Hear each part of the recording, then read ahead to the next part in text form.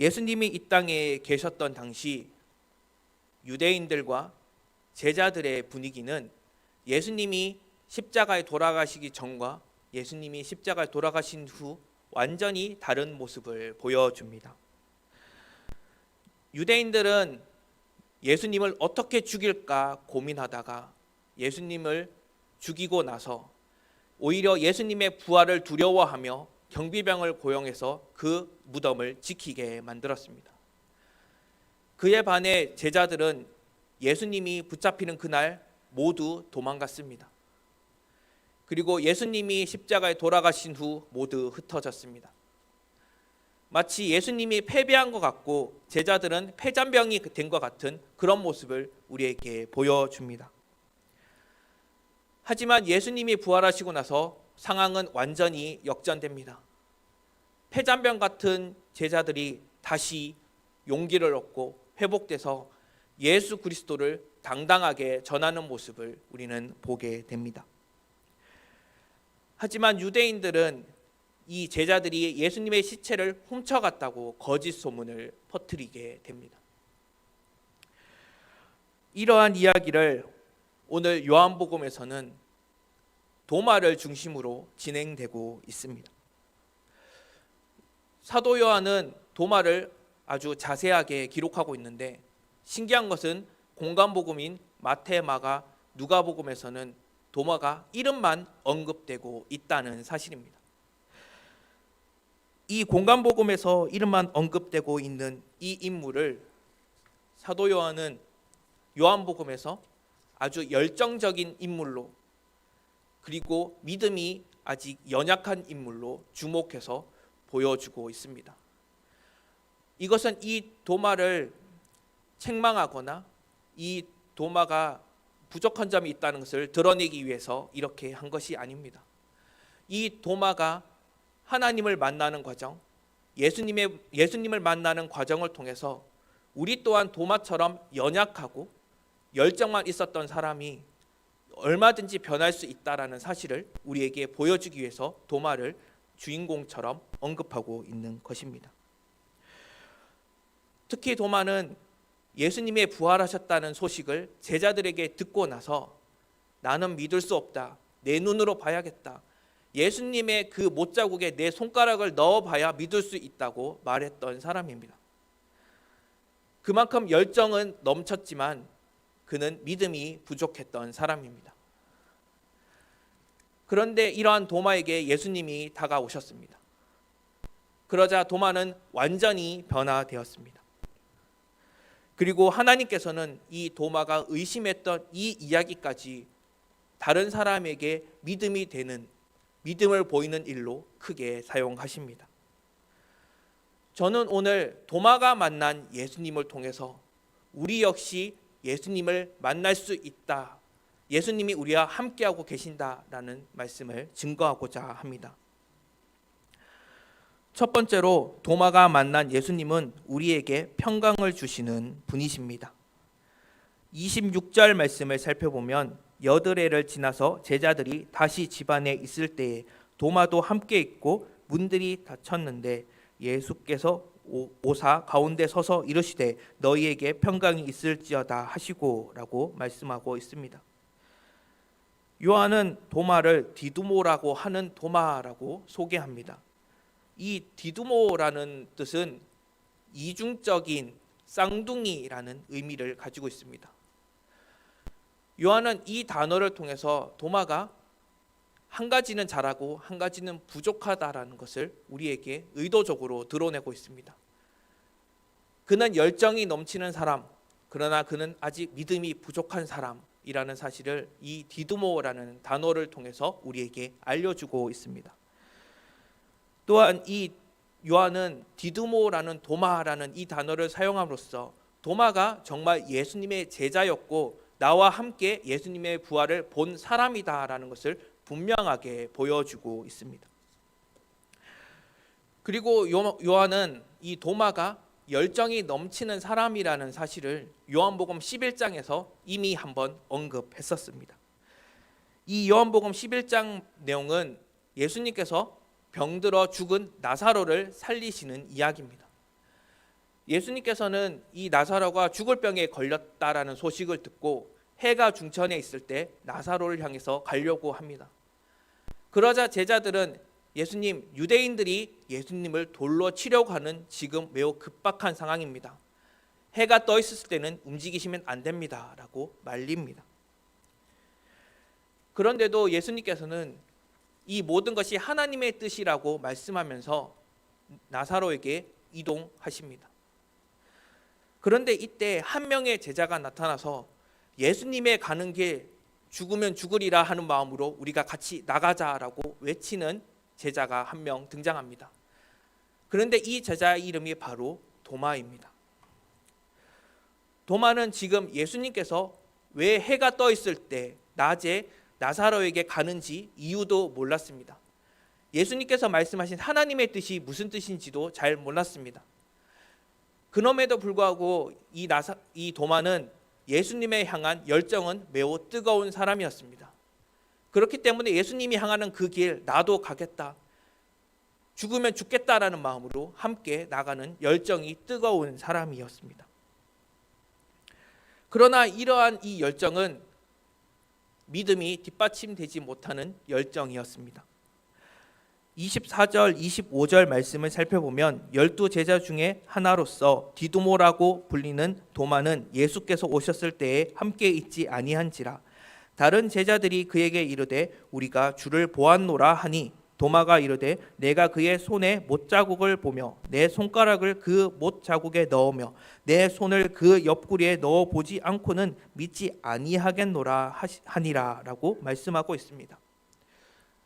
어떤 이유에서인지 도마는 제자들이 부활하신 예수님을 만났을 때 그 자리에 있지 않았고 부활하신 예수님을 함께 목격하지 못했습니다. 그런데 요한은 왜 이 도마가 함께 있지 않았는지, 부활하신 예수님을 함께 보지 못했는지에 대해서 침묵하고 있습니다. 이것은 도마가 어떤 문제가 있어서 함께 있지 않았다는 것을 우리에게 보여주고, 그리고 하나님께서는 도마가 제자들과 함께 있지 않은 이 사건을 통해서 또 우리에게 귀한 복음을 전한다는 사실을 함께 보여주고 있는 것입니다. 그러나 이후에 나오는 도마의 행동은 문제가 됩니다. 제자들이 예수님의 부활 소식을 도마에게 전했을 때 도마는 이 사실을 믿지 않았습니다. 그리고 자신은 눈으로 보겠다고, 예수님의 부활하신 것을 직접 눈으로 보겠다고 말합니다. 이것도 너무 구체적으로 말합니다. 그는 손에 못자국에 자신의 손가락을 넣어 보겠다고 말하고 옆구리에 자기의 손을 넣어 보겠다고 말합니다. 이것은 예수님이 돌아가셨던 그 모습을 도마가 보았다는 것을 의미합니다.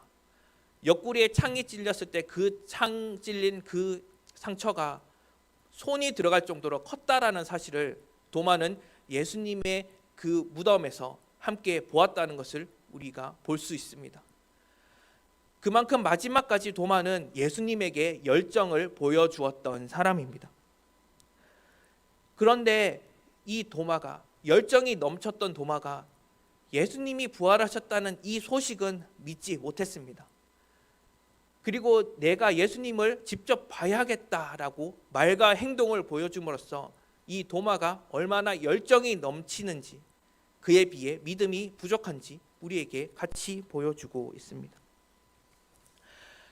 하지만 도마만 이렇게 믿음이 부족한 것은 아니었습니다.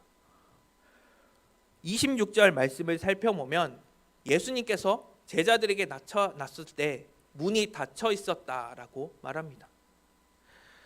도마를 제외한 이 10명의 제자들은 이미 예수님이 한번 부활한 사실을 보았고 알고 있었습니다.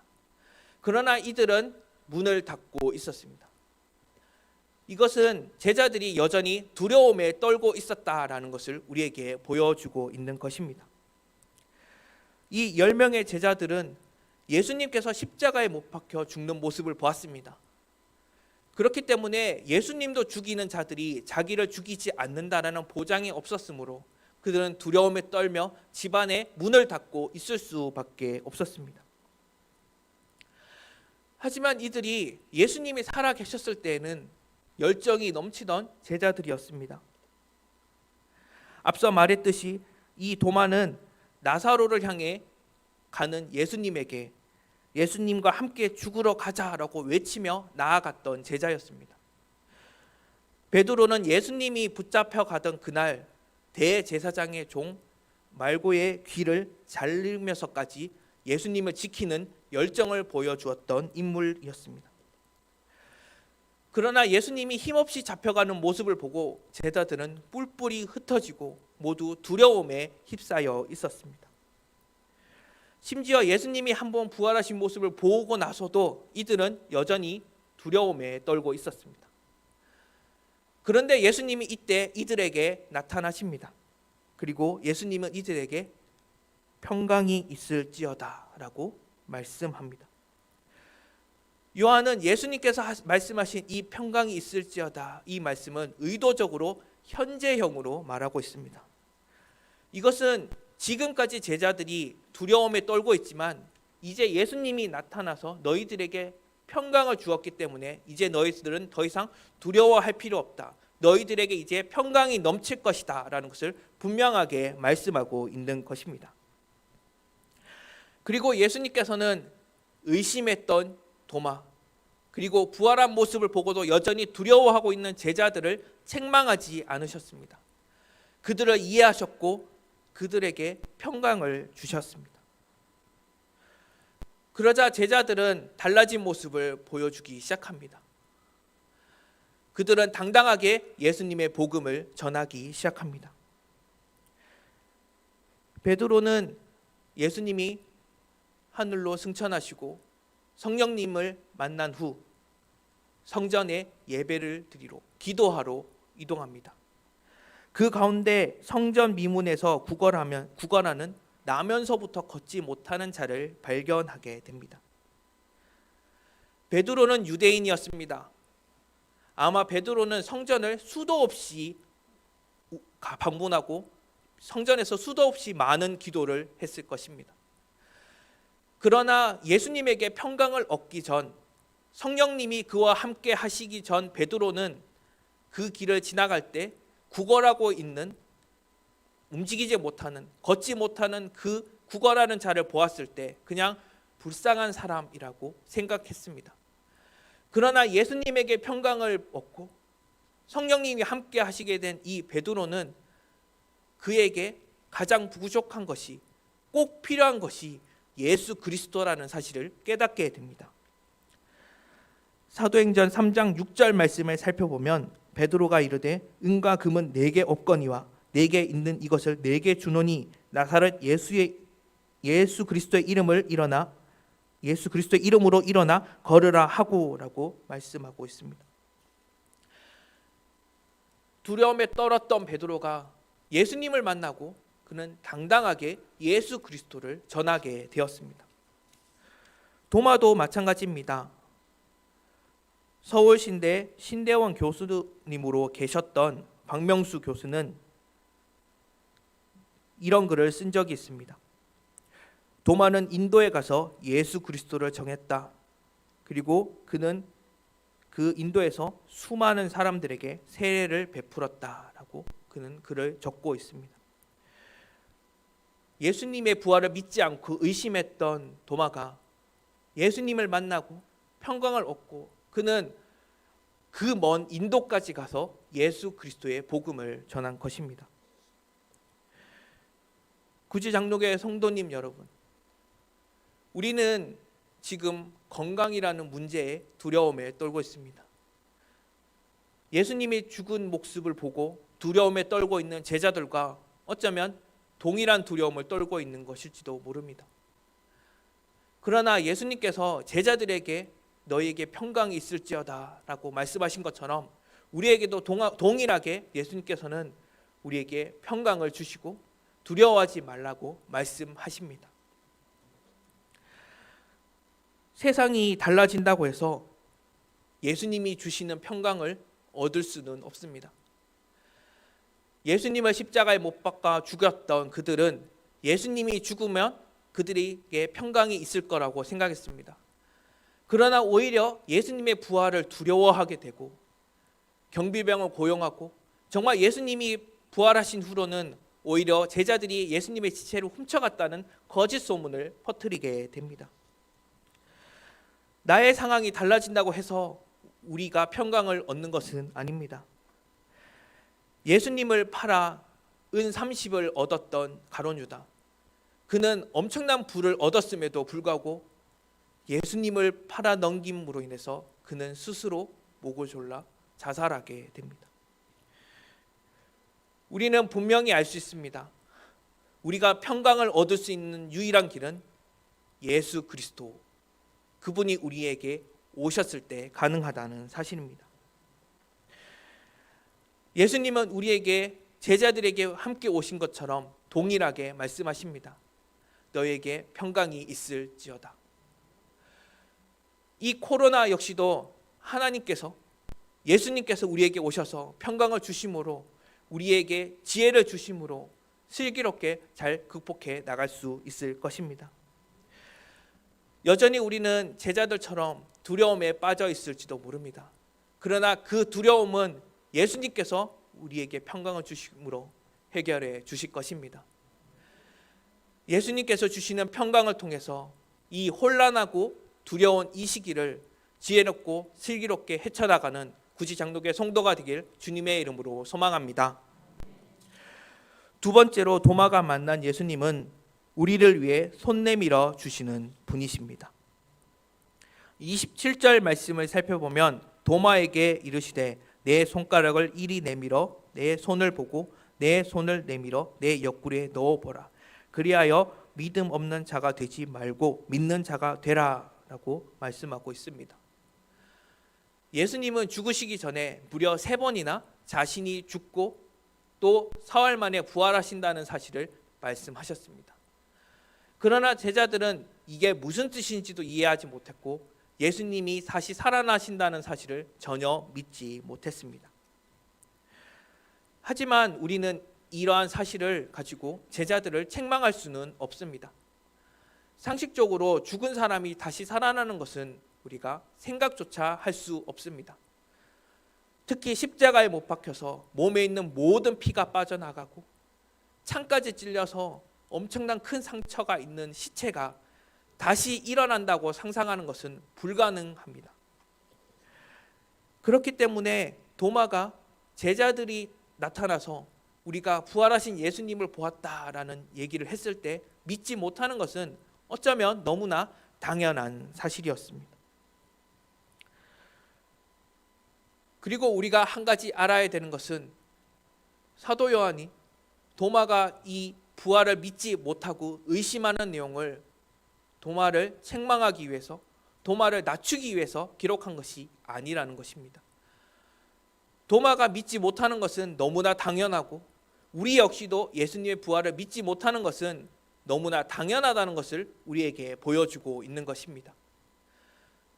도마가 예수님의 부활을 믿을 수 있었던 이유는 오직 한 가지입니다. 예수님이 먼저 도마에게 오셨고 예수님이 도마에게 먼저 손을 내밀어 주셨기 때문에 도마는 이 사실을 믿을 수 있었습니다.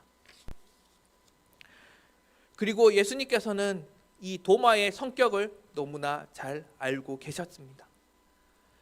그렇기 때문에 도마에게 나타나셔서 네가 말한 대로 내 손을 보고 내 손에 손가락을 넣어보고 내 옆구리에 손을 넣어보라고 말씀하신 것입니다.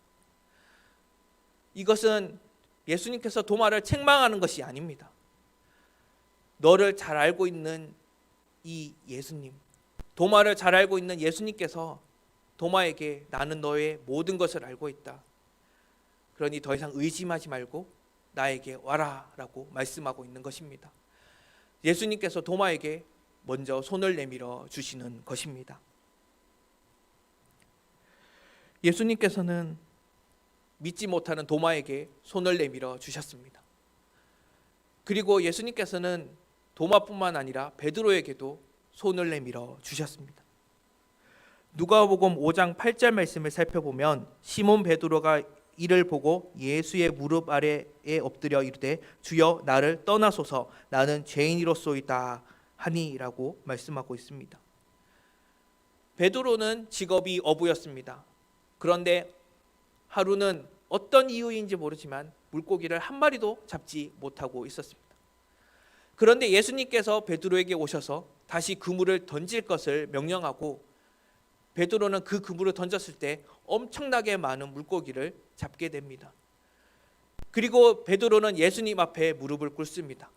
베드로는 예수님의 신적 권위를 알게 되고 예수님께 자신이 죄인이라는 사실을 고백하게 됩니다. 이때 예수님께서는 베드로에게 이제 물고기를 낚는 어부가 아닌 사람을 낚는 어부가 되라고 말씀합니다. 그러나 베드로는 예수님이 십자가에 못 박혀 죽으시는 모습을 보고 좌절합니다. 더욱이 예수님이 붙잡혀 가시는 과정에서 예수님을 무려 3번이나 부인하는 자신에게 실망하고 예수님이 죽는 모습에 좌절하며 다시 물고기를 낚는 어부로 돌아갑니다. 그런데 예수님께서는 이러한 베드로에게 다시 찾아오셔서 다시 베드로에게 물고기를 잡도록 그물을 던져서 물고기를 잡도록 명령하십니다.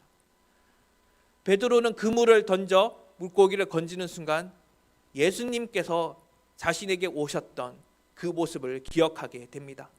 예수님이 자신에게 사람을 낚는 어부가 되라고 하셨던 그 소명을 다시 깨닫게 됩니다. 그리고 그는 예수님에게 전력을 향해 달려갑니다. 그러자 예수님께서는 베드로에게 베드로야 너는 나를 사랑하느냐라고 무려 3번이나 물어보십니다. 이것은 예수님께서 베드로가 예수님을 3번이나 부인한 것을 가슴 아파하고 있는 것을 너무나 잘 알고 계시기 때문에 그것을 잊어버리고 다시 나에게 오라고 말씀하신 것입니다. 예수님께서는 베드로에게 너는 나에게 돌아와서 사람을 낚는 어부가 되라고 너의 소명을 다시 한번 상기시켜 주신 것입니다. 예수님께서 베드로에게 손을 내미셔서 베드로의 소명을 다시 깨닫게 하신 것입니다. 구지장로교회 성도 여러분, 예수님께서는 도마에게 손을 내미셔서 도마의 의심을 사라지게 하셨습니다. 베드로에게 손을 내밀어서 베드로의 소명을 다시 찾도록 해주셨습니다. 그리고 예수님께서는 우리에게도 동일하게 손을 내밀고 계십니다. 우리의 의심을 씻어주시고 우리의 소명을 다시 깨닫고 다시 예수님에게 나아가도록 예수님께서는 우리에게 손을 내밀어 주실 것입니다. 예수님께서 내밀어 주시는 손을 붙잡고 믿음을 회복하고 소명을 다시 깨닫고 열정을 회복하는 구지장로교회 성도가 되길 주님의 이름으로 소망합니다. 마지막 3번째로 도마가 만난 예수님은 우리를 구원하시는 구원자이십니다. 28절 말씀을 살펴보면 도마가 대답하여 이르되 나의 주님이시요 나의 하나님이시니이다 라고 말씀하고 있습니다. 도마는 부활하신 예수님을 만나고 그는 예수님에게 나의 주님, 나의 하나님이라고 고백합니다. 도마는 더 이상 의심하지 않습니다. 그리고 두려워하지도 않습니다. 그리고 예수님을 나의 구원자라고 인정합니다. 도마가 고백한 나의 주님, 나의 하나님이라는 이 고백은 오직 예수님만이 나를 구원하시는 구원자입니다라는 것을 분명하게 선포하는 신앙 고백입니다. 그런데 우리는 이 도마의 신앙 고백보다는 이전에 도마가 예수님의 부활을 믿지 못했다라는 사실에 더 집중하는 경우가 많습니다. 그리고 도마가 의심했다라는 것에 대해서 우리가 집중하는 경우가 너무나 많습니다. 그러나 이 도마의 고백을 통해서 도마가 예수님을 만나고 얼마나 달라졌는지 우리는 분명히 알 수 있습니다. 도마가 예수님을 만나기 전 수많은 사람들이 예수님을 만납니다. 예수님의 부활을 맨 처음 만난 것은 여인들이었습니다. 그런데 이 여인들은 예수님의 부활하신 모습을 보고 두려워하거나 예수님을 선생님이라고 부릅니다. 다른 제자들은 예수님을 만난 것을 보고 기뻐합니다. 예수님을 만나고 예수님에게 신앙 고백한 것은 오직 도마뿐입니다. 그렇다고 도마가 신앙이 좋은 사람이라고 말하는 것은 아닙니다. 왜냐하면 도마가 이렇게 신앙 고백을 할 수 있었던 이유는 하나님께서 그에게 예수님이 어떤 분이신지를 알려주셨기 때문입니다.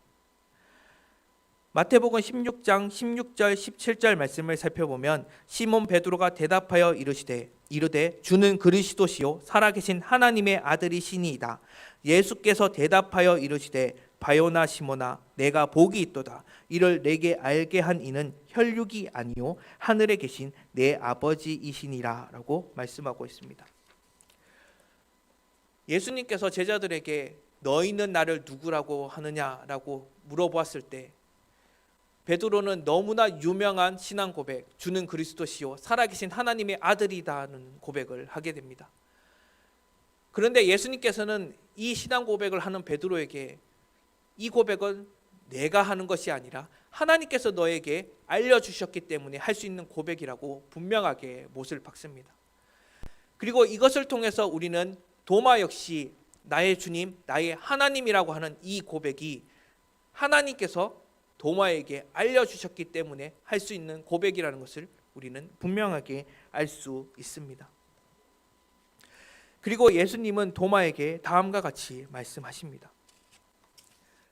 29절 말씀을 살펴보면 예수께서 이르시되 너는 나를 본고로 믿느냐? 보지 못하고 믿는 자들은 복되도다 하시니라 라고 말씀하고 있습니다. 예수님께서 도마에게 하신 이 말씀, 보지 못하고 믿는 자가 복되다는 이 말씀은 도마를 책망하는 것이 아니라 지금 예수님의 부활을 보지 못하고 이 자리에 모여 예배드리고 있는 우리에게 그 어떤 것보다 큰 복을 받고 있다는 것을 분명하게 말씀하고 있는 것입니다. 오직 예수님이 우리의 구원자라는 사실을 우리가 알았을 때 우리는 눈으로 예수님의 부활을 본 제자들보다 더 큰 복을 받는다고, 예수님이 구원자라는 것을 우리가 분명히 확신할 수 있다라는 사실을 예수님이 우리에게 분명히 알려주시는 것입니다. 우리는 예수님의 부활을 제자들처럼 보지 못했습니다. 그러나 우리는 성령님이 우리와 함께 하심을 믿고 예수님이 나의 구주로서, 나의 구원자로서 나의 죄를 용서하시기 위해서 십자가에 못 박혀 죽으셨다가 다시 부활하신 것을 믿고 있습니다. 그리고 예수님께서는 우리가 믿고 있는 이 믿음이 그 어떤 믿음보다 귀하고 소중하다고 말씀하고 있습니다. 오직 예수님만이 우리의 구원자이십니다.